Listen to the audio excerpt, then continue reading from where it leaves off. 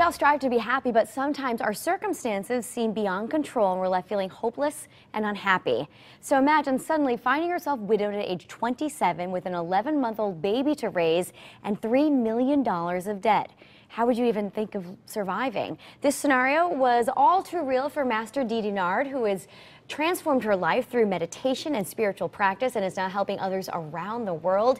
In her book, The Compass of Now, Master DDnard shares wisdom on becoming financially and emotionally free.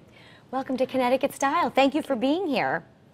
DDnard, let's take you back. Let's go back to your 20s. Tell me what was going on in your life and what happened. Yes, I woke up that the morning of New Year's Eve, and then my mother walked up to me and said, I don't have to go and pick up my husband anymore because he has passed away.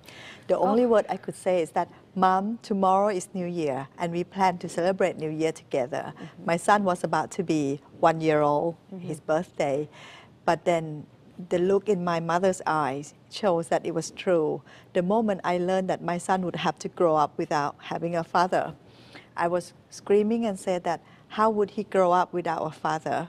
But then, before I collapsed, what I saw was that my son, he stood up on his feet for the first time. At that moment? At that moment, and he hugged me very tight and wiped away my tears. At that time, I realized that while I was crying and asking the wrong questions, that why this is happening to me, my little baby actually asked the right question, that how he could help his mom. That moment as a mother, you know, we women, we know that we have to be our best for our loved ones. But when we went to the funeral, we learned that we had inherited $3 million US, not in cash, but in debt. And all the creditors and bankers and shareholders were all there.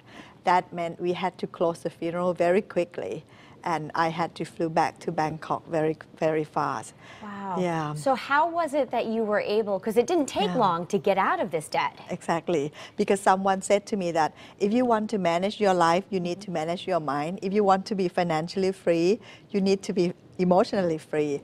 I didn't know how then, even though I was in Thailand where people meditate. But at that time, I just came back from University of London. I had my master's degree in economics, and they didn't tell me how I would cope with that kind of situation. Sure. The first day when I tried to be with myself, the pain was killing me, and I was full of thought. The thoughts were so overwhelming, and I was thinking of the shareholders, the bad partners, and bad bankers, and all that. But that moment, I saw that my thoughts was going out all the time. At that time, I saw thought was separated from me. Teresa, imagine if you can see that your thoughts and your feeling are not you. Then you can be free from everything in this whole world. That means no circumstances can harm you. But it's so difficult to do that, to separate yourself. Exactly. But imagine at that time, I had no idea about meditating. But while I was just focusing, the secret is just to observe yourself, observe how your body moves, and observe how your mind was moving. At that time, when I see that thought is separated, another thing came. I knew then that if I can see myself separated from my own thoughts and feelings, then I'm free. Apart from that, when I sat down to meditate, to keep myself calm, I saw the pain in my leg was beating very fast. That moment, when I was observing just my pain, I saw pain and my mind separated again. Really? That And did it stop the pain? No, it wasn't. But at that time, I realized that, oh my God, in our whole life, we try to change the situation to benefit us. But if this pain, so real to me, can be observed just as it belongs to someone else, then that is that. My mind is my mind. The moment I can coexist with the pain disappears.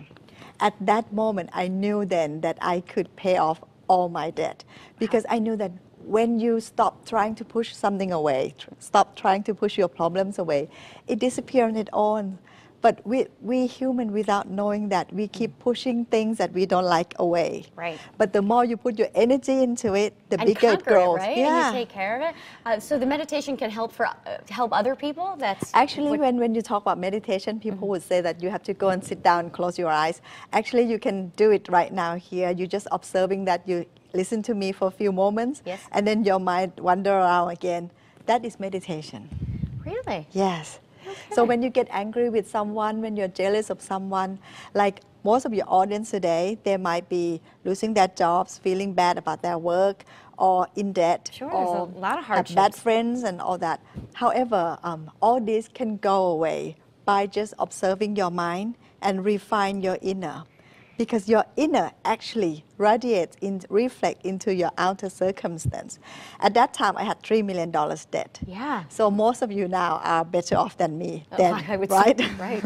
So I was sitting down in front of my house, and the wind actually blows.